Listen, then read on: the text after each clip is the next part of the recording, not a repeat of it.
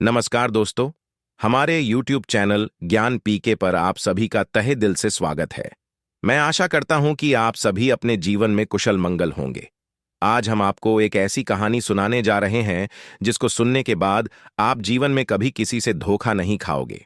ये कहानी एक पनिहारिन और एक राजा और उसकी 7 पत्नियों की है, जो अपने पति को एक तांत्रिक साधु के प्यार के चक्कर में अपने ही पति को जान से मरने के लिए क्या-क्या षड्यंत्र रचती है, जो इस कहानी में विस्तार पूर्वक बता गया है।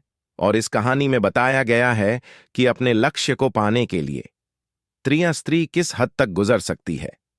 आप खुद सुन और देखिएगा त्रिया चरित्र की एक भयानक कहानी। तो दोस्तों, आइए शुरू करते हैं आजा त्रिया चरित्र की एक ऐसी कहानी जिसको सुनने के बाद आपको जिंदगी में एक सीख मिलेगी और आप कभी किसी से जिंदगी में धोखा नहीं खाओगे। बहुत समय पहले की बात है।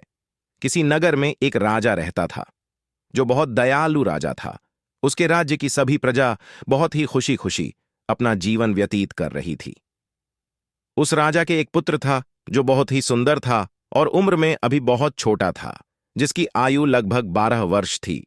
राजा अपने पुत्र को एक आश्रम में शिक्षा दीक्षा ग्रहण करने के लिए भेज देता है। जब काफी समय बीत जाता है शिक्षा दीक्षा ग्रहण करते हुए, तब राजा समय के साथ बूढ़ा होने लगता है। राजा अल्पायु में ही अपने पुत्र की शादी कर देता है। एक दिन राजा के मन में विचार आया कि मैं तो अब बूढ़ा हो रहा हूं, क्यों ना अपने पुत्र को ही राजा बना दिया जाए। ऐसा सोचकर वह अपने पुत्र को राज्य का राजा नियुक्त कर देता है। साथ में उसके एक नहीं 7 शादियां करवा देता है। अब राजा का पुत्र राजा बन जाता है और अपनी पढ़ाई को भी जारी रखता है। वह रोज अपने गुरु के आश्रम में शिक्षा ग्रहण करने जाता है। एक दिन की बात है, वह राजा अपने गुरुकुल को शिक्षा ग्रहण करने जा ही रहा था कि रास्ते में उसे एक पनिहारी मिली जो कुएं के पास खड़ी थी। वह पनिहारी भी बहुत सुंदर थी। वह पनिहारी रोज राजा को वहां से गुजरते हुए देखती थी। उस दिन वह राजा से बोली, है राजा, आप रोज रोज इसी रास्ते से कहाँ जाते हैं? तब वह राजा बोला कि मैं रोज अपने गुरुकुल में शिक्षा ग्रहण करने अपने गुरु के पास जाता हूं। राजा की बात सुनकर पनिहारी बोली, अच्छी बात है, आप गुरुकुल पढ़ने जाते हो, लेकिन क्या आपने कभी त्रिया चरित्र पढ़ा है? पनिहारी की बात सुनकर राजकुमार बोला, नहीं त्रिया चरित्र मैंने कभी नहीं पढ़ा। तब पनिहारी बोली, क्या आपने गुरु ने आपको नहीं बताया कि त्रिया चरित्र क्या होता है? तो जाइए आप अपने गुरु से त्रिया चरित्र को पढ़ना। यह सुनकर राजकुमार पनिहारी से कहता है, ये त्रिया चरित्र क्या होता है? तब पनिहारिन बोली, यह बात अपने गुरु से जाकर पूछना और त्रिया चरित्र जरूर पढ़ना। यह सुनकर राजकुमार बोला, मैं आज ही जाऊंगा और अपने गुरु से पूछूंगा कि आपने मुझे त्रिया चरित्र क्यों नहीं पढ़ाया। यह बात कहकर राजकुमार वहां से चल देता है। पनिहारी की बात सुनकर राजकुमार बहुत गुस्से में था, उसकी आंखें लाल थीं। राजकुमार अपने गुरु के पास जाकर अपने गुरु को प्रणाम करता है। गुरु देखते ही बोले, बेटा क्या हुआ, तुम्हारी आंखें लाल क्यों हैं? और आज तुम बहुत गुस्से में दिखाई दे रहे हो, क्या बात है? तुम मुझे बताओ। राजकुमार ने क्रोध में अपने गुरु को जवाब दिया, गुरुदेव, आपने मुझे त्रिया चरित्र क्यों नहीं पढ़ाया? त्रिया चरित्र की बात आपने मुझसे क्यों छुपाई?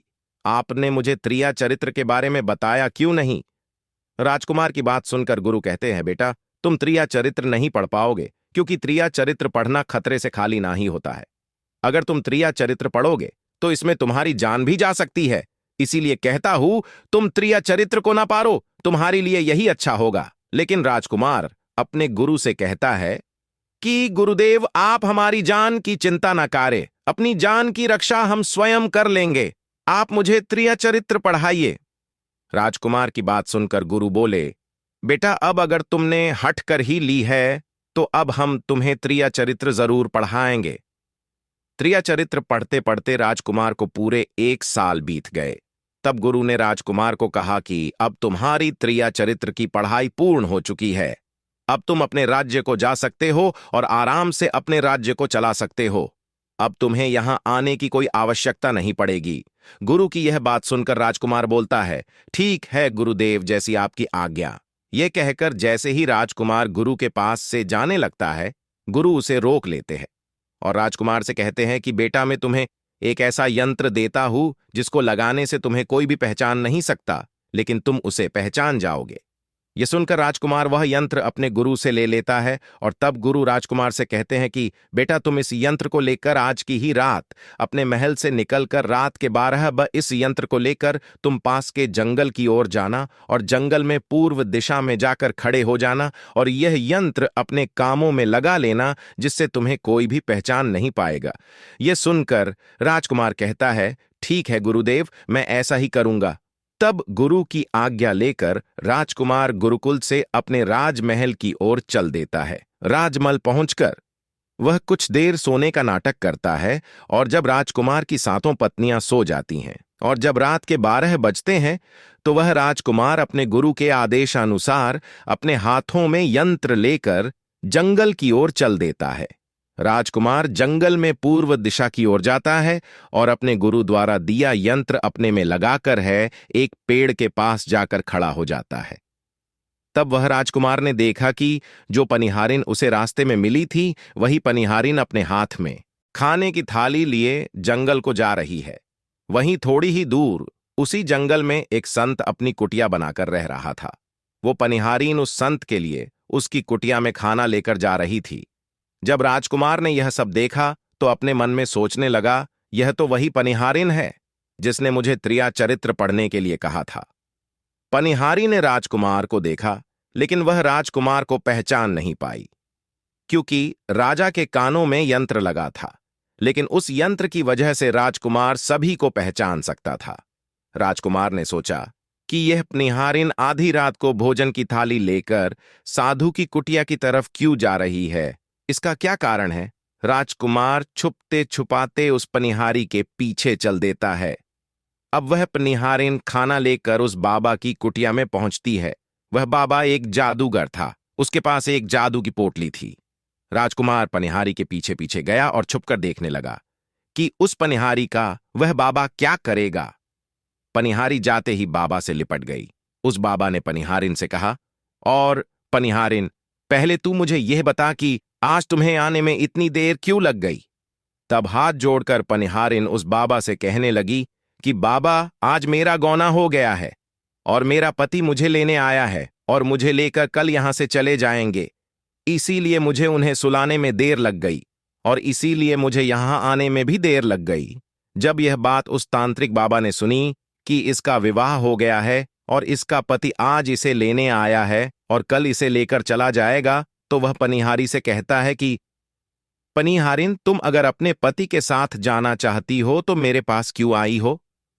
बाबा की बात सुनकर पनिहारिन कहती है, बाबा, मैं अपने पति के साथ नहीं जाना चाहती। मैं आपसे बहुत प्रेम करती हूं और आपके बिना मैं जी नहीं सकती। मैं आपके बिना नहीं रह सकती। पनिहारी की बात सुनकर साधु कहता है कि है पनिहारिन, अगर तुम मुझसे प्रेम करती हो और मेरे साथ अपना जीवन बिताना चाहती हो तो तुम्हें एक काम करना पड़ेगा।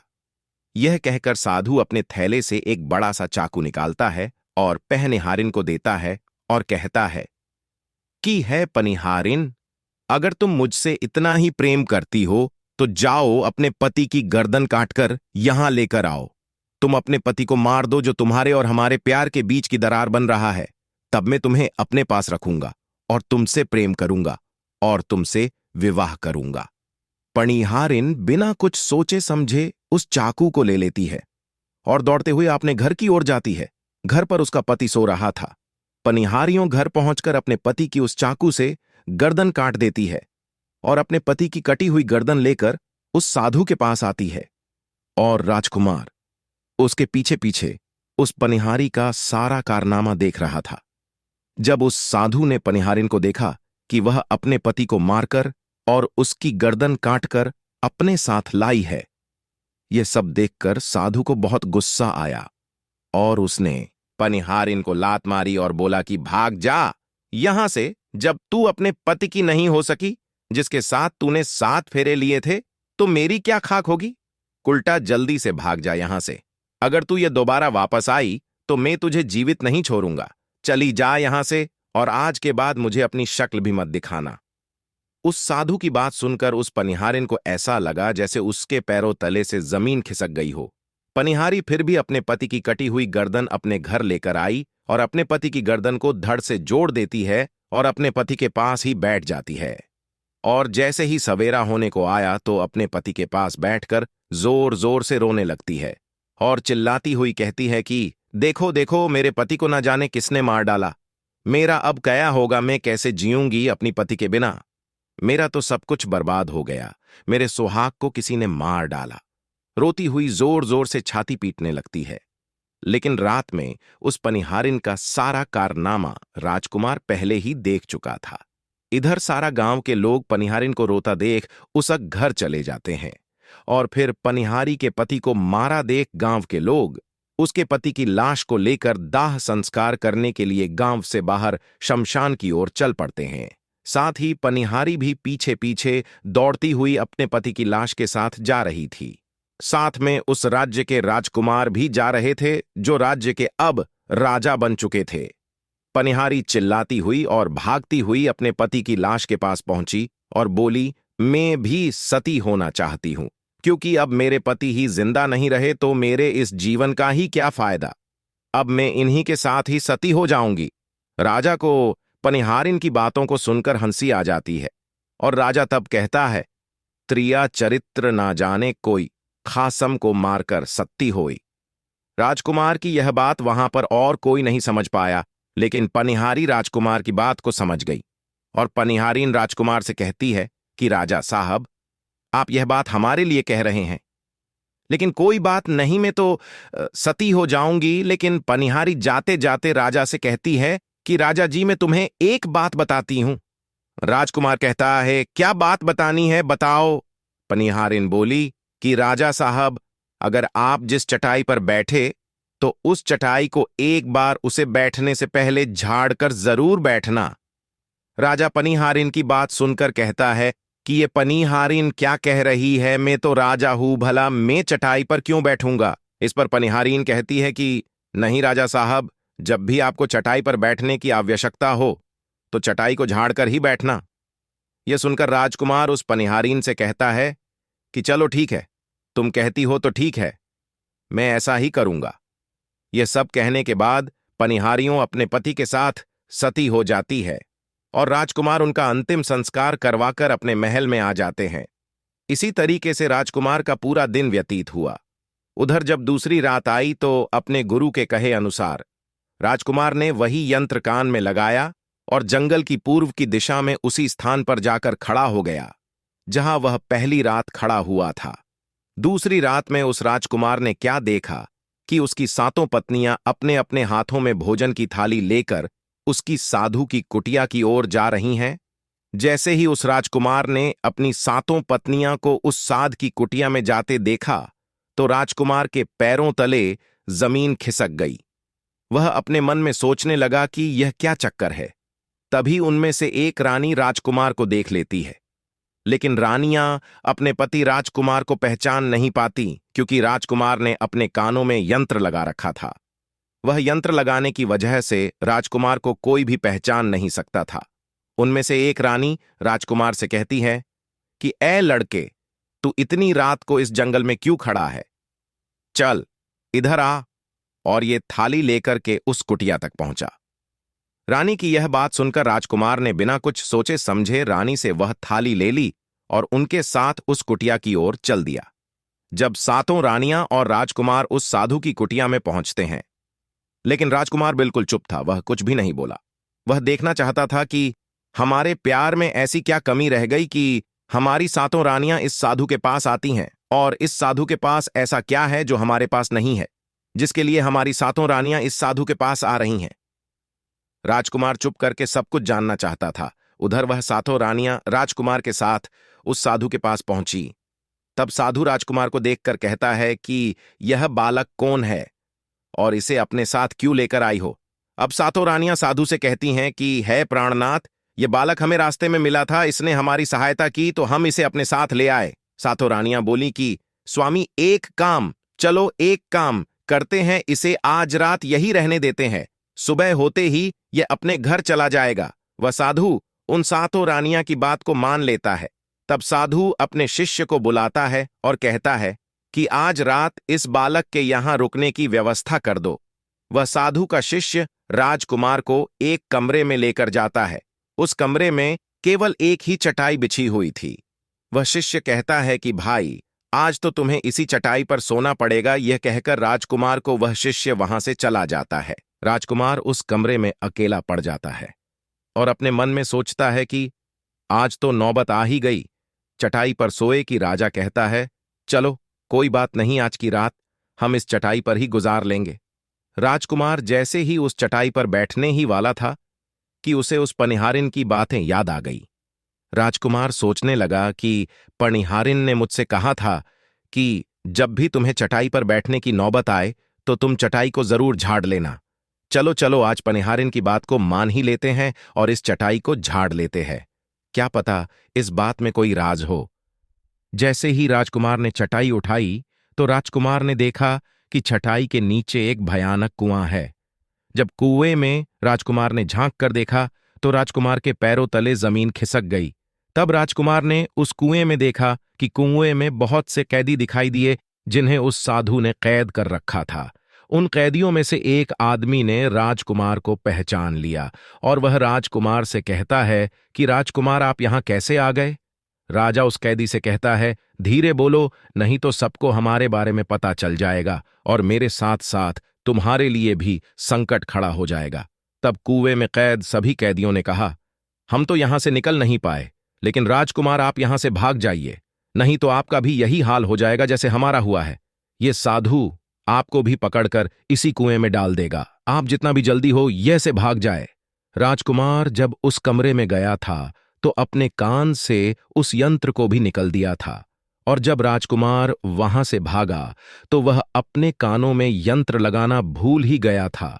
राजा को वहां से भागते हुए राजकुमार की सातों रानियां और साधु ने भी देख लिया था। जब रानियों ने राजकुमार को भागते हुए देखा तो साधु से कहने लगी कि ये तो हमारे पति है। घबराकर सातों रानियां इस साधु से कहती हैं कि महाराज, आज तो हम सबकी सारी पोल पट्टी खुल जाएगी। ये तो हमारे पति हैं जो ये से भागे जा रहे हैं। तब सातों रानियां इस साधु से घबराती हुई कहती हैं कि साधु महाराज, अब हमारा क्या होगा? तभी साधु चिल्लाते हुए उन सभी रानियों को कहता है, तुम सब देख क्या रही हो? अपने पति को पकड़कर लाओ। साधु की बात सुनकर सातों रानियां राजकुमार के पीछे पीछे दौड़ी दौड़ी जाती है, लेकिन राजकुमार इतना तेज दौड़ा कि वह दौड़ते हुए अपने राजमहल जा पहुंचा। घबराई हुई सभी रानियों के तो जैसे होश ही उड़ गए। जब राजकुमार नहीं पकड़ा गया तो सातों रानियां वापस उसी साधु के पास जाती है और कहती हैं कि है प्राणनाथ, अब हम क्या करें? अब तो हमारे स्वामी हमें जीवित नहीं छोड़ेंगे। हम सभी जैसे ही घर जाएगा हमारे पति हमें मार देंगे। हे साधु बाबा, अब आप ही हमारी मदद कीजिए और कोई उपाय बताइए। हम सभी तुम्हारी चरणों की दासी बनकर रहेंगी। बस हमारे प्राण हमारे पति से बचा लीजिए। आप जो भी बोलोगे हम आपके लिए वो सब करेंगी जो आप कहोगे। रानियों, ये सब बातें सुनकर वह साधु अपने थैले से एक जादू की कील सातों रानियां को देता है और कहता है, जब तुम महल जाओ तो अपने पति को बहला फुसलाकर यह जादुई कील को अपने पति के माथे में घुसा देना। यह कील तुम्हारे पति के माथे में घुसते ही तुम्हारा पति भेड़ बन जाएगा और तुम सातों मिलकर उसकी गर्दन काट देना। और इसी के साथ राजकुमार की कहानी यही खत्म हो जाएगी और तुम सातों रानियां बच जाएंगी। साधु की यह बात सुनकर सातों रानियां बहुत प्रसन्न होती हैं और साधु की बात मानकर साधु से जादुई कील लेकर महल की ओर चल देती है। जैसे ही वे सब महल पहुंचती है तो सभी आपस में विचार करती है कि राजा, हम सबने सबसे ज्यादा प्रेम सबसे छोटी रानी से करते हैं। तब सभी छहों रानियां वह जादुई कील सबसे छोटी रानी को दे देते हैं और सभी कहती हैं कि तुम किसी भी तरह राजकुमार के सर में यह जादुई कील गाड़ देना। छहों रानी की बात सुनकर सबसे छोटी रानी कहती है कि ठीक है, और वह कील अपने पास ले लेती है। जब राजा ने इन सातों रानियों को महल में आते हुए देखा तो राजकुमार ने क्रोध में सातों से कहा कि पहले तुम यहीं रुको और सबसे पहले मुझे ये बताओ कि मुझमें और हमारे राज्य में ऐसी क्या कमी रह गई थी जो तुम आधी रात को उस साधु के पास जाती हो। पहले मुझे इसका कारण बताओ। तब सातों रानियां हाथ जोड़कर अपने पति के सामने खड़ी होकर कहती हैं कि महाराज हमें माफ कर दीजिए। हमें लगता है कि साधु ने हम पर कोई जादू टोना कर दिया था, जिससे हमसे ऐसी भूल हो गई। आइंदा हमसे ऐसी गलती कभी भी नहीं होगी। छोटी रानी के ऐसा कहने से राजकुमार उनकी बातों को मान लेता है, क्योंकि वह छोटी रानी से बहुत प्रेम करता था। तब वह राजकुमार भी सोचने लगता है कि शायद इस बाबा ने ही इन सभी पर कुछ जादू टोना किया होगा, और अपनी सातों पत्नियों को माफ कर देता है और उन सभी से कहता है कि ठीक है, मैंने तुम्हें माफ किया, अब तुम सभी अपने कमरे में चली जाओ। सबसे छोटी रानी, जिससे राजकुमार सबसे ज्यादा प्रेम करता था, वह रानी राजकुमार को खाना खिलाती है और राजकुमार को सुला देती है। जब वह राजकुमार सो जाता है, तब उसकी बाकी छहों रानियां भी वहां आ जाती हैं। सबसे छोटी रानी ने वही जादुई कील को निकाला और सोते हुए राजकुमार के सर में घुसा देती है। छोटी रानी ने जैसे ही कील राजकुमार के सर में ठोकी, राजकुमार तुरंत उठा, लेकिन जब तक कील का जादू काम कर गया था, वह कील राजकुमार के सर में घुसते ही राजकुमार एक भेड़ बन गया था। भेड़ बनने के बाद राजकुमार में इतनी शक्ति नहीं बची कि वह उन सातों रानियों का मुकाबला कर सके, और सातों रानियां भेड़ बने राजकुमार को पकड़ने लगीं। लेकिन राजकुमार फिर भी हिम्मत नहीं हारा और अपने महल की खिड़की से कूदकर वहां से भाग खड़ा हुआ, और भागते भागते वह अपने गुरु के पास पहुंच गया और अपने गुरु से कहने लगा कि गुरु जी, आप मुझे क्षमा कीजिए और मेरी जान बचाइए, नहीं तो मैं मारा जाऊंगा। अपने शिष्य की बात सुनकर गुरुजी कहते हैं कि बेटा, मैंने तुम्हें पहले ही कहा था कि त्रिया चरित्र मत पढ़ो, इससे तुम्हारी जान भी जा सकती है, लेकिन तुम ना माने। ये जो तुम्हारे साथ हुआ है, ये त्रिया चरित्र पढ़ने का ही नतीजा है। ये सुनकर भैर बना राजकुमार गुरु से कहता है कि गुरु जी, मुझे माफ कर दो। मुझे नहीं पता था कि ये सब मेरी ही रानियां मेरे साथ ही ऐसा करेंगी और मेरी ही जान की प्यासी हो जाएंगी।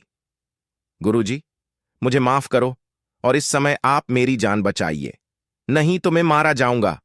मेरी पत्नियों ने मेरे सर में एक जादुई कील ठोक दी है, जिसकी वजह से मैं भैर बन चुका हूं।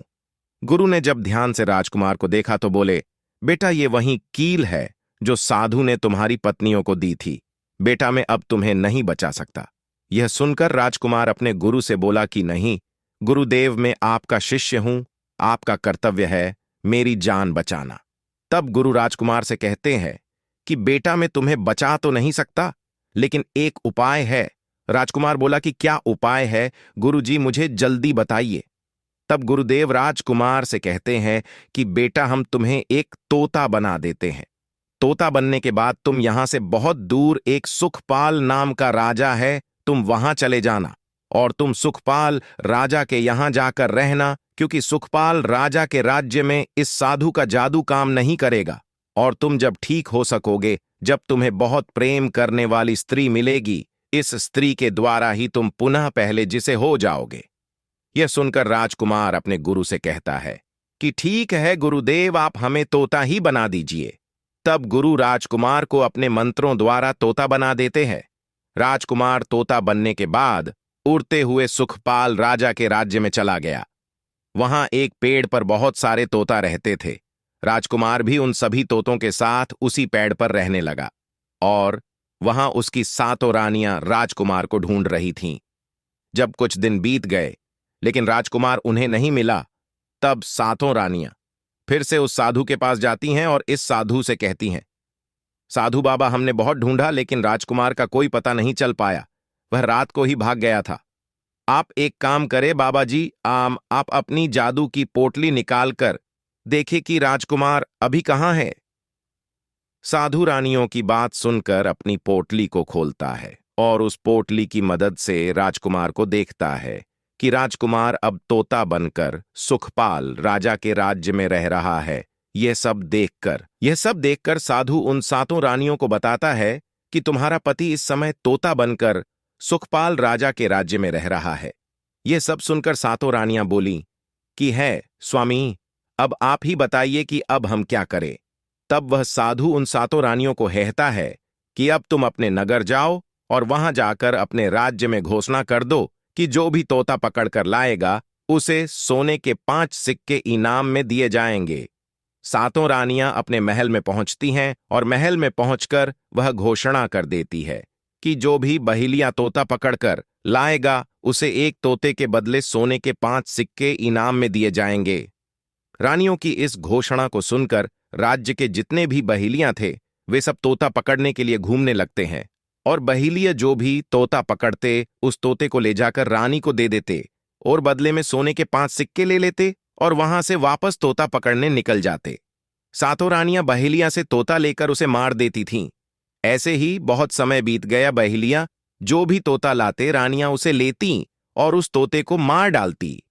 जब बहुत समय ऐसे ही बीत गया, लेकिन राजकुमार जहां तोता बनकर गया था वहां के सभी तोतों को अच्छी अच्छी बातें बताता, और कुछ समय में ही राजकुमार ने उन सभी तोतों को बहुत ज्ञान की बात बताता। वहां के सभी तोतों को लगा कि ये तोता तो बहुत समझदार है, क्यों ना इसे ही अपना राजा बना लेते हैं।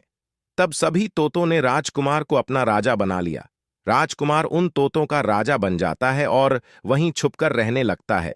एक दिन अचानक एक बहेलिया तोता पकड़ते पकड़ते सुखपाल राजा के राज्य में आ जाता है, और वह बहेलिया उसी पेड़ के पास पहुंच जाता है जहां राजकुमार तोता बनकर उन सभी तोतों के साथ रह रहा था।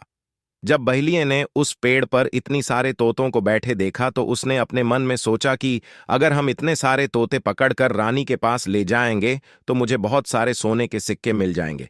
लेकिन फिर उसने सोचा कि मैं इतने सारे तोतों को पकड़ूंगा कैसे। जैसे ही सुबह हुई तो सभी तोता अपने दाना पानी के लिए वहां से उड़कर चले जाते हैं। इधर बहेलिया अपने चाकू से पेड़ के चारों तरफ कट लगा देता है, जिससे पेड़ से बहुत सारा गोंद निकल जाता है और उस पेड़ के चारों तरफ फैल जाता है। जब गोंद पेड़ के चारों तरफ फैल जाता है और बहेलिया सोचने लगता है कि जैसे ही सभी तोते इस पेड़ पर बैठेंगे तो वे सब गोंद से चिपक जाएंगे और मैं इन सब तोतों को पकड़ कर ले जाऊंगा। जब सभी तोते अपना दाना पानी खाकर वापस जैसे ही पेड़ पर बैठते हैं तभी उन सभी का पैर उस गोंद से चिपक जाता है। जब उन्होंने पेड़ को देखा तो सारे पेड़ पर गोंद ही गोंद था। अब सभी तोते बहुत परेशान हो गए और उस राजकुमार बने तोते से कहते हैं कि आप हमारे गुरु हैं, अब आप ही को कुछ करना होगा, नहीं तो हम सब पकड़े जाएंगे। सुबह होते ही बहेलिया आएगा और हम सबको पकड़ ले जाएगा। वह राजकुमार कहता है कि तुम सब चिंता मत करो, जैसे मैं कहता हूं बस तुम सब वैसा ही करना। राजकुमार सभी तोतों से कहता है कि सुबह जैसे ही बहेलिया आएगा तुम सब ऐसा करना कि उसको लगे कि सभी तोते मर चुके हैं, और जब बहेलिया सभी तोतों को पेड़ से छूटाकर नीचे फेंक दे तब तुम सब वहां से तुरंत उड़कर भाग जाना। सभी तोते कहते हैं कि ठीक है गुरुदेव, हम सब ऐसा ही करेंगे। अब सुबह हुई और जैसे ही बहेलिया पेड़ के पास पहुंचा तो उसने देखा कि सभी तोते पेड़ पर लटके हुए हैं। तब बहेलिया बोला, अरे ये तोते तो मारे हुए हैं, अब मुझे सोने के सिक्के कैसे मिलेंगे। बहेलिया सोचने लगा कि लगता है पूरी रात गोंद से चिपकने की वजह से सभी तोते मर गए हैं। तब बहेलिया पेड़ पर चढ़ा और सभी तोतों को पेड़ से छुटाकर नीचे फेंक देता है। जैसे ही बहेलिये ने सारे तोतों को छुटाकर फेंका तभी सभी तोते वहां से उड़कर भाग जाते हैं। लेकिन जो राजकुमार था, जो तोता बना हुआ था, वह पेड़ पर ही चिपका रह गया। जब बहेलिये ने सभी तोतों को उड़ते हुए देखा तो वह बोला, अरे ये क्या हुआ, जितने भी तोते मैंने पेड़ से छुटा के नीचे फेंके वह सभी तो उड़ गए। तब बहेलिये ने बोला कि इसका मतलब इन सभी तोतों ने मिलकर मेरे साथ धोखा किया है। जो राजकुमार तोता बना हुआ था अब वहीं अकेला पेड़ पर लटका हुआ था। बहेलिया बोला, ये सब तुम्हारी चाल है, अब मैं तुम्हें ही रानियों के पास लेकर जाऊंगा और तुम्हें रानी के यहां बेच दूंगा और तुम्हारे बदले मुझे सोने के 5 सिक्के मिल जाएंगे। वह बहेलिया उस तोते को पेड़ से उतारकर रानी के पास उसे बेचने चल देता है। चलते हुए रास्ते में वह तोता जो राजकुमार था बहेलिये से कहता है कि तुम मुझे कहां ले जा रहे हो। तब बहेलिया बोलता है कि मैं तुम्हें रानियों के पास बेचने ले जा रहा हूं, जिससे तुम्हारे बदले मुझे सोने के 5 सिक्के मिलेंगे। तब राजकुमार उस बहेलिये से कहता है कि अगर मैं तुम्हें सोने के 50,000 सिक्के दिलवाऊं तब भी तुम मुझे रानी के यहां बेचने जाओगे। ये सुनकर बहेलिया कहता है कि तुम मुझे 50,000 सोने के सिक्के कैसे दिलवाओगे। तब राजा बहेलिये से कहता है कि तुम मुझे सुखपाल राजा के मेले में लेकर जाओ और मुझे वहीं बेचना। कोई भी मेरा दाम पूछे तो बताना कि तोता अपना दाम खुद बताएगा। तोते की बात सुनकर बहेलिया मान जाता है उसे रानी के यहां ले जाने के बजाय सुखपाल राजा के यहां बेचने ले जाता है। सुखपाल राजा के राज्य में एक नियम था कि जिस किसी का सामान नहीं बिकता था उसे वहां का राजा खरीद लेता था। बहेलिया राजा के यहां तोता बेचने पहुंच गया, और जब भी कोई तोते का दाम बहेलिया से पूछता तो बहेलिया उनसे कहता कि तोता अपना दाम खुद बताएगा। तब वह तोता अपना दाम इतना बता देता कि कोई उसे खरीद नहीं पाता था। और ऐसा ही करते करते शाम हो गई और सभी विक्रेता अपना सामान बेचकर अपने अपने घर को जाने लगे। बस वहां पर वही बहेलिया बैठा रह गया अपने तोते के साथ। इधर राजा ने अपने सिपाहियों को आदेश दिया कि जाओ और देखो कि किसी का सामान बिना बिके तो नहीं रह गया है। तब सिपाही वहां आए और देखा कि एक बहेलिया अपने तोते को लेकर वहां बैठा हुआ है। सिपाहियों ने बहेलिये से पूछा कि है बहेलिये, तुम्हारा तोता क्यों नहीं बिका? सिपाही बोले कि तुम इस तोते को कितने में बेच रहे हो? तब बहेलिया बोला कि तोता अपना दाम खुद बताएगा। तोते ने सिपाहियों से कहा कि जो भी 50,000 सोने के सिक्के देगा वही मुझे खरीद सकता है। उस तोते को बात सुनकर सिपाही सोच में पड़ जाते हैं और बोलते हैं, अरे ये कैसा तोता है जो अपना मूल्य स्वयं बताता है। तब सिपाही राजा के पास जाते हैं और राजा को सारे बात बताते हैं और कहते हैं कि एक बहेलिया अपना तोता लिए बैठा है और वह तोता अपना मूल्य स्वयं बता रहा है और मूल्य इतना ज्यादा बता रहा है, इसी कारण उसका तोता नहीं बिका। राज ने सिपाहियों से पूछा कि वह तोता अपना दाम कितना बता रहा है। तब सिपाहियों ने बताया कि महाराज वह अपना मूल्य 50,000 सोने के सिक्के बता रहा है। सिपाही बोले, महाराज आपने तोता नहीं खरीदा तो हमारे राज्य का नाम खराब हो जाएगा और सभी कहेंगे कि राजा के यहां एक तोता ही नहीं बिक सका। तब राजा अपने मंत्री और सिपाहियों के साथ रथ पर सवार हो उस बहेलिये के पास जाते हैं और बहेलिये से पूछते हैं कि इस तोते का क्या मूल्य है। तब बहेलिया राजा के सामने हाथ जोड़कर बोलता है कि महाराज ये तोता अपना मूल्य स्वयं बताएगा। राजा ने तोते से पूछा तो तोते ने राजा से कहा कि राजा साहब, जो भी 50,000 सोने के सिक्के देगा वही मुझे खरीद सकेगा। राजा अपने सिपाहियों से 50,000 सोने के सिक्के मंगवाता है और उस बहेलिये को दे देता है और उस तोते को अपने साथ महल में ले जाता है। वह तोता बहुत ही बुद्धिमान था क्योंकि वह भी एक राजा था। वह तोता राजा को बहुत अच्छी अच्छी बात बताता और राजा पर जब कोई संकट आता तो तोता पहले ही राजा को बता देता कि राजा साहब आप पर कोई संकट आने वाला है, और वह राजा पहले ही सचेत हो जाता। इसी तरह सभी उस तोते से बहुत अधिक प्रेम करने लगे। जब यह बात रानियों को पता चली कि राजा साहब एक तोता लेकर आए हैं और वह तोता बहुत अच्छी अच्छी बातें करता है, तो रानियां राजा से कहती है कि उस तोते को हमारे पास भी भिजवा दें, हम भी उस तोते से अच्छी अच्छी बात करेंगे। हम भी उस तोता को देखना चाहते हैं और उस तोता से बातें करना चाहते हैं। रानियों की बात सुनकर राजा अपने मंत्रियों को कहकर उस तोते को रानियों के पास भिजवा देता है। रानी उस तोते से बात करके बहुत खुश हो जाती है और वे सब तोते से बहुत प्रेम करने लगती हैं और कहती हैं, वाह रे तोता, तभी तुम्हें राजा साहब ने 50,000 सोने के सिक्के देकर खरीदा है। उस राजा की एक पुत्री थी जो बहुत ही सुंदर थी। रानी अपनी उस पुत्री से कहती है कि आज से तुम ही इस तोते का ध्यान रखोगी और कल तुम इस तोते को अच्छी तरह से नहला देना। वह राजकुमार भी उस तोते से प्रेम करती है। जैसे ही सुबह हुआ वह राजकुमारी उस तोते को नहलाने जाती है। वह तोते को नहला ही रही थी कि अचानक उसने देखा कि तोते के सर में एक कील गड़ी हुई है। राजकुमारी उस कील को तोते के सर से निकाल देती है। जैसे ही राजकुमारी तोते के सर से कील निकालती है वैसे ही राजकुमार पहले जैसा एक सुंदर राजकुमार बन जाता है। ये देखकर राजकुमारी बहुत घबरा जाती है। राजकुमार उस राजकुमारी को कहता है कि तुम घबराओ नहीं, ये कील वापस से मेरे सर में लगा दो तो मैं फिर से तोता बन जाऊंगा और इसके बारे में मैं तुम्हें रात्रि में बताऊंगा। तुरंत ही वह राजकुमारी कील उसके सर में लगा देती है। कील लगाते ही वह वापस से तोता बन जाता है। तब वह राजकुमारी उस तोते को लेकर अपने कमरे में जाती है और उसके सर से कील निकाल देती है और वह तोता फिर से राजकुमार बन जाता है। राजकुमार अपनी दास्तां उस राजकुमारी को बता देता है और कहता है, मुझे माफ करना और यह दास्तान किसी को बताना नहीं, नहीं तो मेरी जान चली जाएगी। राजकुमारी इस बात के बारे में अपने माता और पिता को भी नहीं बताती है।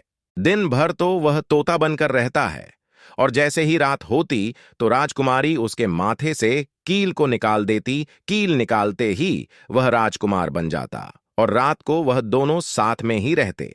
ऐसे ही समय निकलता गया और राजकुमारी को राजकुमार से प्रेम हो जाता है। और उधर राजकुमार की सातों पत्नियों ने बहुत सारे तोतों को मरवा दिया था, लेकिन जो राजकुमार तोता बना हुआ था वह उन्हें नहीं मिलता है। तब फिर वह उसी साधु के पास जाती है और उससे कहती है कि है साधु बाबा, हमारे पति तो अभी तक हमें ही नहीं मिले, अब हम क्या करें और उन्हें कैसे मारें। यह सुनकर साधु अपनी जादू की पोटली खोलता है और देखता है कि राजकुमार अभी भी तोता बनकर राजा के घर में रह रहा है। वह साधु सभी रानियों से कहता है कि तुम अब नृत्य कला सीखो, हम सभी उस राजा के यहाँ नृत्य कला करने जाएंगे और जैसे ही राजा हमारे नृत्य से प्रसन्न हो जाएंगे तो उपहार में हम उस तोते को राजा से मांग लेंगे और फिर आसानी से हम उसे मार देंगे। साधु की बात पर रानियों ने नृत्य सीखना शुरू कर दिया।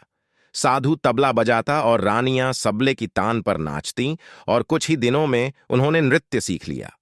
तब उन्हें लगा कि अब हम नृत्य करके राजा को खुश करके हम तोता माह लेंगे। अब वह साधु रानियों को नृत्य करने वाली स्त्री बनाकर राजा के महल में पहुंच जाता है।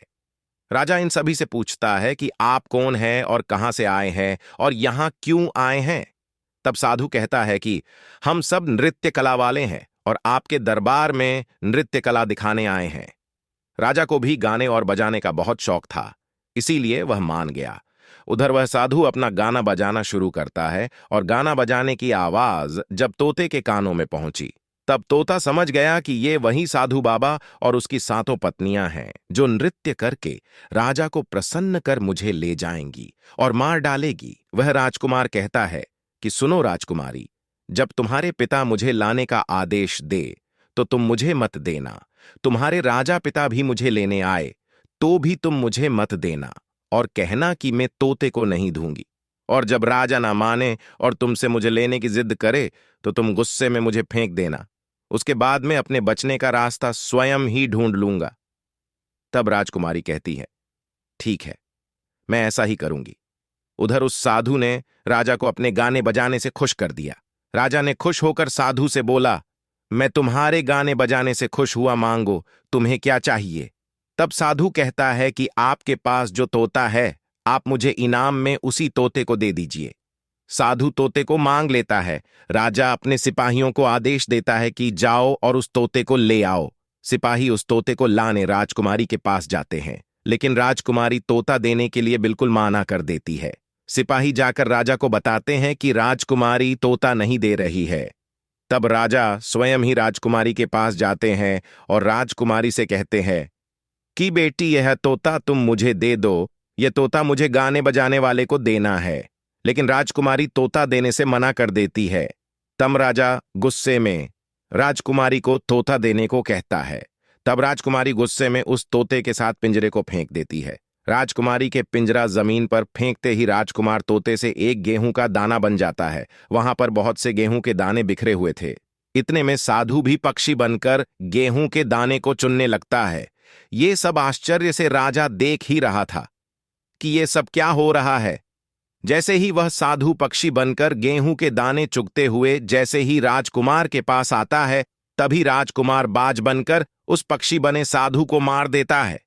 तभी राजकुमारी राजकुमार से सर से कील निकाल देती है। कील निकलते ही बाज पुनः एक सुंदर राजकुमार बन जाता है। राजकुमार बनने के बाद वह अपने जीवन की सारी बात उस राजा को बताता है और कहता है कि मैं आपकी पुत्री से बहुत प्रेम करता हूं और मैं भी एक राजा हूं। तब राजा अपनी पुत्री से पूछता है कि बेटा, क्या तुम भी इस राजकुमार को प्रेम करती हो।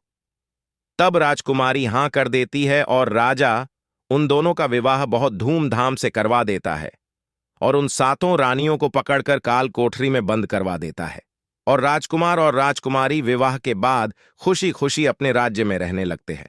तो दोस्तों, अगर स्त्री ऐसी स्थिति में अगर चतुराई या चालाकी दिखाती है और दूसरों को बेवकूफ मानती है और अपने जीवन साथी के साथ पाखंड करती है तो इसे त्रिया चरित्र कहते हैं। तभी तो कहा जाता है कि ये नार नहीं सतरंगी है, सतरंगी नहीं नौरंगी है। ढक ले तो सारे कुल को ढक ले, वरना नंगी की नंगी है। तो दोस्तों, जो भी स्त्री अपने पति या अपने जीवन साथी के साथ झूठ बोलती है, पाखंड करती है और ढोंग करती है, और जो अपने जीवन साथी से ज्यादा दूसरों को मानती है और दूसरे लोगों के संपर्क में ज्यादा रहती है, ऐसी स्त्री से हमेशा बचकर रहना चाहिए। क्योंकि ऐसी स्त्री किस समय क्या कर गुजर जाए और किस समय आपकी जान की दुश्मन बन जाएगी, वो आपको भी पता नहीं चलेगा। किसी भी स्त्री पर आंख बंद करके विश्वास नहीं करना चाहिए। ये तो आपने समझ ही लिया होगा कि सातों पत्नियों के त्रिया के जाल से बचने और अपनी जान बचाने के लिए राजकुमार को क्या कया करना पड़ा और किस प्रकार राजकुमार की जान बच पाई। और उधर सातों रानियों ने अपने पति को मारने के लिए कितने षड्यंत्र किए और क्या कया बुरे कर्म किए। लेकिन राजा तभी अपनी पत्नियों के जाल से बच पाया, क्योंकि उसे त्रिया चरित्र का ज्ञान था। जब किसी स्त्री को अपना स्वार्थ दिखने लगता है, तब वह अपने लोगों को किस प्रकार से बेवकूफ बनाकर अपना स्वार्थ पूरा करती है, और उसमें वह किसकी की जान भी ले सकती है। तो दोस्तों, अगर आपको त्रिया चरित्र की कहानी पसंद आई हो और आपको इस कहानी से त्रिया चरित्र का थोड़ा भी ज्ञान हुआ हो, तो हमारे YouTube चैनल को सब्सक्राइब जरूर करना और कमेंट में लिखना कि इस कहानी से आपने क्या सीखा। साथ में बेल आइकन को प्रेस करके घनी वाले बटन को दबाना ना भूलिएगा, जिससे आपको हमारी वीडियो आपको सबसे पहली मिल सके। अपने उन दोस्तों को ये कहानी भेजना जिसे त्रिया चरित्र की जानकारी नहीं है, जिससे त्रिया चरित्र के बारे में उन्हें ज्ञान हो सके। तो मिलते हैं किसी अन्य रोचक कहानी के साथ। आपका दिन मंगलमय हो और भगवान भोलेनाथ की कृपा आप पर हमेशा बनी रहे। धन्यवाद। आपका दिन शुभ हो।